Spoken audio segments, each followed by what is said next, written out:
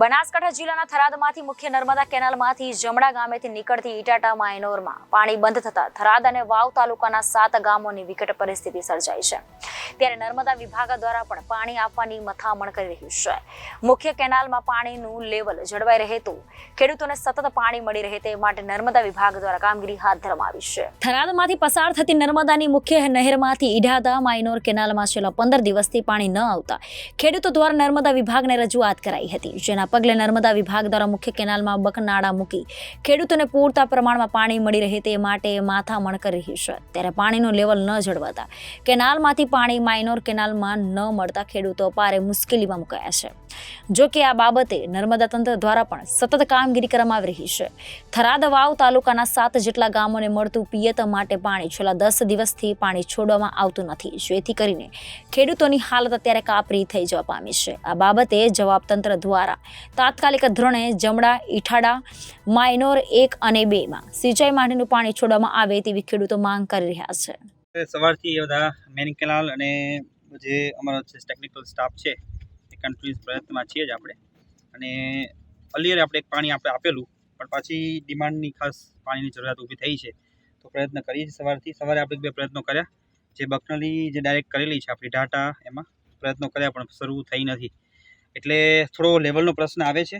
2.5 થી 3 ફૂટ જેવું લેવલ ઘટેલું માલુમ પડેલું છે અત્યારે સાઇટ ઉપર, અને કન્ટિન્યુ સાઇટ ઉપર છીએ જ અમારો ટેકનિકલ સ્ટાફ બધો। હવે લેવલ મેઇન કેનાલમાં જોડે એના અધિકારી પણ અહીંયા હાજર છે રૂબરૂ સવારથી, અને મેં કન્ટિન્યુઅસ પાણી લેવલ વધે છે એવું પણ એમનું કહેવું છે। એટલે અંદાજે 5:30 કે 6 વાગે લેવલ જે રિક્વાયર્ડ લેવલ છે આપણે 3 ફૂટ જે સ્લોપમાં જરૂરિયાત છે એ મેન્ટેન થશે એવું એમનું કહેવું છે।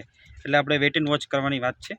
અચ્છા, તો સર જે મુખ્ય નર્મદા કેનાલના જે અધિકારી આનંદભાઈ છે એમણે જે વાત કરી તો એમને પાણીની આગળ ડિમાન્ડ છે નહીં, તો પાણી જે ને ડિમાન્ડ અત્યારે તે તમે માગણી કરી છે તો આગળ પાણીની ડિમાન્ડ છે નહીં, તો પાણી જો ઓવરફ્લો થાય અને જે પછી જો પાણી નીચું દબાવવામાં આવે તો પછી જો આની યાદ ખેડૂતોની પોઝિશન થવાની ના। એટલે આપણે પ્રશ્ન એવું છે, આપણે લાસ્ટ ટાઈમ પણ આપણે એક પાણી તો શરૂ કરાયું હતું, એમાં પણ આવો પ્રશ્ન હતો, પણ એમનું પણ એવું મેન કેનાલમાં એવું છે કે લેવલ અચાનક અમે વધારી ના શકીએ। એટલે આપણે એમના જોડે સંપર્ક કરીને એવી વાત થઈ કે લેવલ તમે ધીમે ધીમે વધારો, કે જેટલું લેવલ આપણે રિક્વાયર્ડ જોઈએ છે એકવાર લેવલ મેન્ટેન કરી રાખીએ અને પછી તમે ડિક્રીઝિંગ ડિમાન્ડ તમારી ઓછી હોય એ પ્રમાણે ઘટાડો।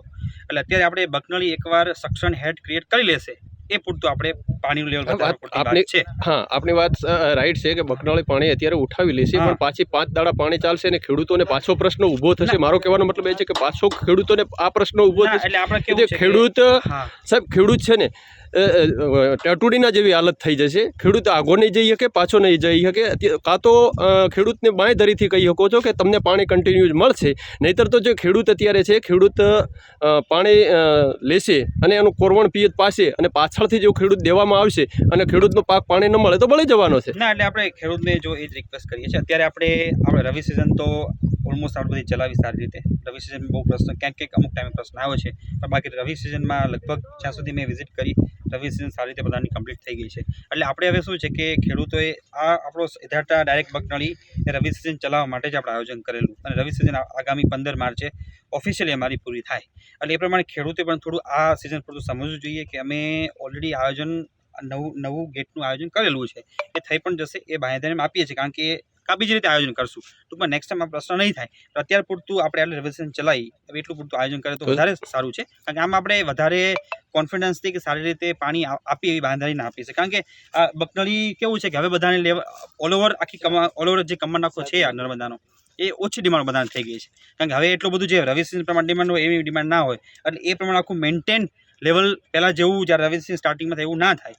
એટલે ખેડૂતો પણ થોડી સમજવાની જરૂર છે કે તમે એ પ્રમાણે આયોજન કરો કે હવે ઓલમોસ્ટ સિઝન પૂરી થઈ છે, એકાદ સિઝન પૂરતું જો થતા આપણે આયોજન કરીશું, બરાબર, પણ આપણે એ બાબતે સ્પષ્ટ માહિતી ના તો સાહેબ ખેડૂતો પાસેથી મને ઘણું એવું બધું જાણવા મળ્યું છે કે બધી કેનાલો અને માઇનોરો ચાલુ રહે ઉનાળુ સિઝનમાં, અને આ એક ઇસ્યુના કારણે જો આ જ કેનાલ ચાલુ ન રહે તો 7 ગામ પાણીથી વંચિત રહી જાય, તો એમની પણ એક નારાજગી છે। ઉનાળુ સિઝન હવે કેટલી શરૂ રાખવી તો સરકાર હવે ડિસિઝન લેશે, કેટલું સુધી એક્સટેન્ડ કરવું ના કરવું, વધઘટ કરવી એ હું આજે કાર્યપાલક તરીકે અહીંયા બાંયધરી ના આપું ક્યાં સુધી સિઝન શરૂ રહેશે।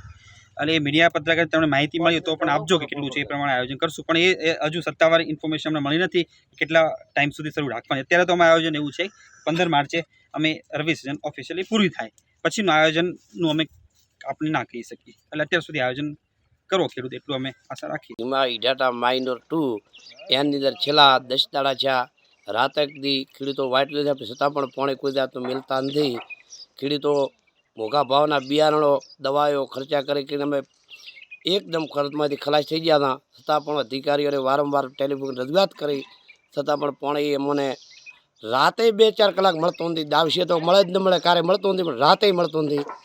હવે ખેડૂતોને એક તો ચક્રવર્તી વાવાઝોડાનું નુકસાન, ઉપરથી આ મોંઘા બિયારણ અને પાણી માટે ખેડૂતો રાતે લગભગ આખી રાત અહીં ઠંડીની અંદર અમે બેઠા રહ્યા પણ છેલ્લા 10 દાડા ત્યાં પાણી મળતું નથી. અધિકારીઓને વારંવાર રજૂઆત પણ કરી દે પણ કોઈ જાતનું એ લોકો ધ્યાન પણ દોરતા નથી અમારી જાતનું. હવે અમને 2 દાડામાં પાણી નહીં આલે તો અમે તમામ ખેડૂતોએ નક્કી કર્યું છે કે થરાદ ખાતેની કચેરી માથે જાય અને ભૂખ હડતાલ માથે ઉતરવું પડશે અને સરકારને અમને આ પિયત કર્યું આનું ભલે વળતર આલે. બાકી અમારો તમામ પાક અત્યારે બળી રહ્યો છે. હું પટેલ ધ્યામલભાઈ ધર્માભાઈ ગામ ઢીમા આ કેનાલ માથે મારું પિયત કરેલ છે. Reporter Thanaji Rajput, Janadesh news, Banaskantha.